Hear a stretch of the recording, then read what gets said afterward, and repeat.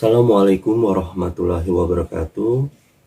Saya Disandra, dosen IPB University dan pemilik Esa Flora. Kali ini kita bicara yang ringan-ringan, yaitu bagaimana kita mampu memperbanyak tanaman hias dengan baik. Tujuannya adalah bahwa kita mampu memperbanyaknya dan juga menghasilkan perbanyakan bibit tanaman hias yang bernilai komersial tinggi. Jadi sebagai contoh misalnya monstera. Nah, di dalam kita melakukan perbanyakan tanaman ini, maka yang perlu diperhatikan adalah kemampuan si tanaman di dalam meregenerasikan organ-organ yang tidak ada. Jadi kalau misalnya sebagai contoh, kita menyetek tanaman, misalnya menyetek batang ini tunas, maka yang ada adalah tunas dan batangnya, dan yang belum adalah akarnya. Nah, hal ini kita perlu bijaksana karena di dalam kita menyetek tadi itu ada beberapa hal yang harus diperhatikan.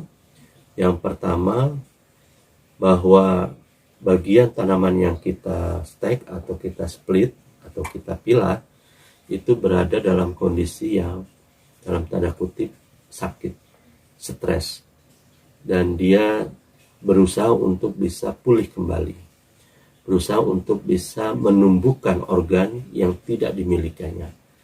Jadi kalau dia misalnya dalam bentuk bonggol, maka dia akan berusaha menumbuhkan tunasnya. Kalau dia berupa stek, maka dia akan berusaha menumbuhkan akarnya.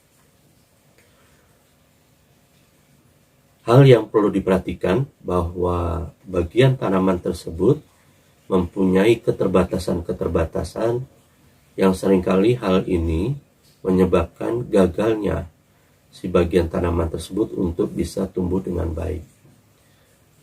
Keterbatasan apa yang tidak dimiliki atau yang menyebabkan si bagian tanaman ini mati? Pertama adalah tidak mencukupinya konsentrasi hormon yang ada pada bagian tanaman tersebut yang mampu menyebabkan tumbuhnya organ yang diinginkan. Hal inilah yang seringkali menyebabkan kegagalan. Jadi si bagian tanaman tersebut atau misalnya stek tersebut atau bonggol tersebut tidak mampu menumbuhkan organ yang diinginkan karena konsentrasi hormonnya memang di bagian tanaman tersebut tidak memadai untuk menstimulir organ yang diinginkan. Itu yang pertama. Oleh sebab itulah makanya kita perlu memberikan asupan dalam hal ini hormon yang diperlukan, misalnya hormon perakaran untuk membantu proses tumbuhnya akar pada bahan stekan. Atau kita memberikan perlakuan hormon tunas pada bonggol yang tidak ada daun dan batangnya. Nah, hormon Esa Flora dibuat untuk itu, menstimulir organ dalam waktu yang secepat-cepatnya. Seperti di bagian yang sudah saya sampaikan, ini memerlukan konsentrasi yang tinggi ya, tapi juga harus pas. Faktor kedua yang menyebabkan gagalnya dari perbanyakan tanaman adalah kekurangan sumber energi yang ada pada bagian tanaman tersebut. Jadi kalau kita potong tanaman tersebut, maka kita harus perhatikan dia mempunyai cadangan energi berapa banyak. Dan hal ini seringkali tidak dipahami. Jadi ada beberapa orang yang memperbanyak tanamannya dan senang karena sudah menumbuhkan tunas baru atau akar baru, tapi sebenarnya dia masih belum eksis, masih belum bisa mandiri.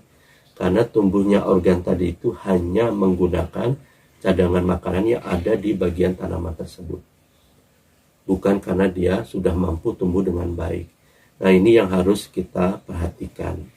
Jadi kita harus secepat-cepatnya membuat bagian tanaman tersebut bisa mandiri, bisa eksis. Entah itu menumbuhkan daun sehingga dia bisa berfotosintesis, atau menumbuhkan akar sehingga dia mampu menyerap makanan atau unsur hara di dalam media. Hal ketiga yang ini juga sangat penting adalah terkait dengan dehidrasi. Oleh sebab itu, perbanyakan tanaman seringkali harus dalam kondisi tersungkup. Jadi maksudnya untuk menjaga tidak terjadinya proses dehidrasi atau penguapan kandungan air yang ada di dalam tanaman yang menyebabkan tanaman kekurangan air dan mengganggu metabolisme, mengganggu proses rekonstruksi dan pembentukan organ-organ baru. Jadi seringkali misalnya dia sudah mulai menumbuhkan titik tumbuh, tapi karena dehidrasi dia mati lagi. Faktor yang berikutnya, keempat, adalah kontaminasi. Jadi seringkali kita berusaha menyungkup itu, menjaga supaya dia tidak dehidrasi, tapi kita lupa bahwa di sekeliling tanaman tersebut atau di sekeliling kita banyak mikroba patogen. Sehingga kita harus menyadari itu dan mengkondisikan supaya tidak terjadinya booming atau tumbuhnya mikroba patogen. Sebagai acuan untuk menjaga supaya tidak terjadi boomingnya mikroba patogen adalah jangan mengkondisikan pada kondisi kelembapan tinggi, suhu hangat, dan statis. Hal ini akan menyebabkan terjadinya penyebaban busuk ya. Jadi dalam ini seringkali penyebab busuk karena itu. Dan juga harus diingat bahwa kelembaban yang tinggi memang tidak menyebabkan dehidrasi. Tapi jangan lupa bahwa proses transpirasi juga tetap harus berjalan dengan baik. Karena proses pengangkutan makanan dilakukan dengan proses transpirasi. Nah, seringkali ada suatu kondisi yang diperlukan yang itu tidak ada pada kondisi konvensional.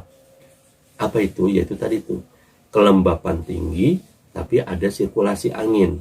Sirkulasi angin tadi tujuannya adalah untuk menjaga kestabilan transpirasi. Kelembapan tinggi untuk menjaga supaya tidak dehidrasi. Itu gabungan yang harus kita modifikasi, harus kita buat. Demikian juga ada hal lain dan ini sangat penting, yaitu intensitas tinggi tapi suhu dingin.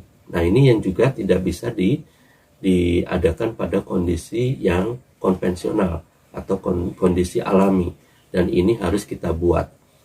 Oleh sebab itulah maka di dalam kutu jaringan kita memberikan lampu supaya intensitas sinarnya tinggi, memadai untuk terjadinya proses fotosintesis, tapi kondisi lingkungannya kita jaga dia tetap dingin. Maka kita wajib menggunakan AC. Dingin yang sesuai dengan kondisi yang diperlukan, sehingga metabolisme berlangsung dengan baik. Intensitas sinar tinggi, sehingga bisa menyebabkan proses pembentukan fotosintesis dengan baik. Demikian, terima kasih.